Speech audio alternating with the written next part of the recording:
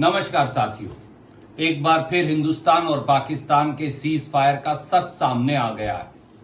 पिछले कुछ दिनों में 11 बार अमेरिका के राष्ट्रपति मिस्टर डोनाल्ड ट्रंप ने यह कहा कि हिंदुस्तान और पाकिस्तान का समझौता व्यापार की दुहाई देके, ट्रेड की दुहाई देके उन्होंने करवाया था।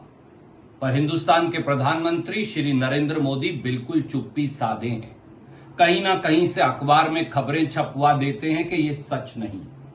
अब पहली बार अमेरिका की कोर्ट के कागज सामने आए हैं और उसमें साफ तौर से अमेरिका के कॉमर्स मिनिस्टर ने शपथ पत्र देकर न्यूयॉर्क की कोर्ट में दायर किया है कि हां, यह सच है कि अमेरिका के राष्ट्रपति श्री डोनाल्ड ट्रंप ने जबरदस्ती ये समझौता हिंदुस्तान और पाकिस्तान के बीच में ट्रेड की दुहाई देकर करवाया था। वो कागज मैं आपको दिखा रहा हूं। ये वो शपथ पत्र है जो VOS selections versus Donald Trump में अमेरिका की अदालत में 23 मई 2025 को दायर किया गया अमेरिका की सरकार के द्वारा।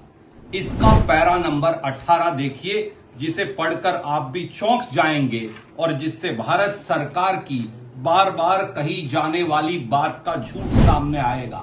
यह उसका पैरा नंबर 18 है। इस पैरा नंबर 18 में साफ तौर से कहा गया अमेरिका के राष्ट्रपति द्वारा, for example, India and Pakistan, two nuclear powers engaged in combat operation just 13 days ago reached a tenuous ceasefire on May 10, 2025.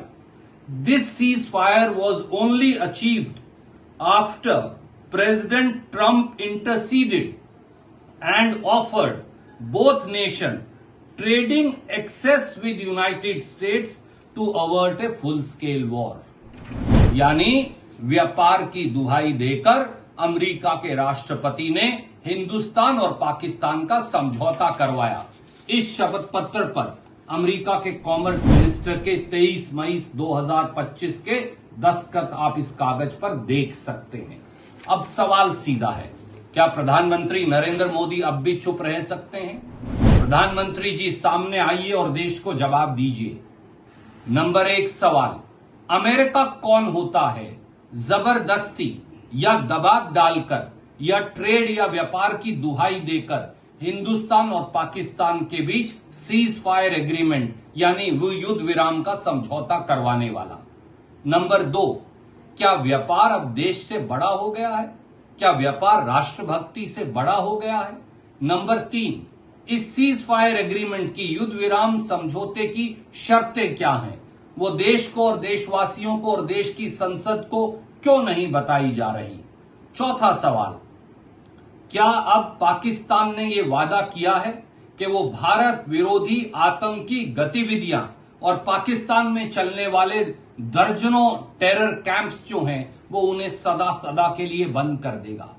पांचवा सवाल, मोदी जी ये भी बताइए कि अब जो पाकिस्तान में कुख्यात उग्रवादी संगठन चल रहे हैं, जिसमें जैश ए मोहम्मद है, लश्कर ए तोयबा है, JUM है, JNK लिबरेशन फ्रंट है और न जाने कितने उग्रवादी संगठन हैं, 100 के करीब, जो भारत के खिलाफ उग्रवाद फैलाते हैं, क्या अब वो सारे उग्रवादी संगठनों पर वो ताला लगाएगा पाकिस्तान? एक और सवाल आपसे है, क्या अब मौलाना मसूद अजहर को, पहलगांव हमले के मास्टरमाइंड सैफुल्लाह को, क्या अब दाऊद इब्राहिम को, क्या दूसरे अबुल राउफ को और क्या दूसरे इंटरनेशनल उग्रवादियों को जो भारत में हर रोज उग्रवाद फैलाते हैं, क्या उन्हें वो हिंदुस्तान को वापस देने वाले हैं? और आखिरी सवाल, मोदी जी ये भी बता दीजिए कि पहलगांव हमले के उग्रवादी हैं कहां? क्या पाकिस्तान अब उन उग्रवादियों को हमें वापस देगा?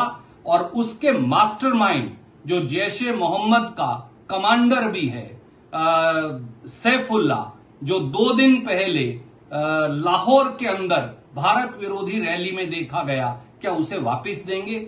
हर राष्ट्रभक्त को, हर देशवासी को ये सवालों का जवाब चाहिए। उम्मीद है प्रधानमंत्री जी इसका जवाब देंगे।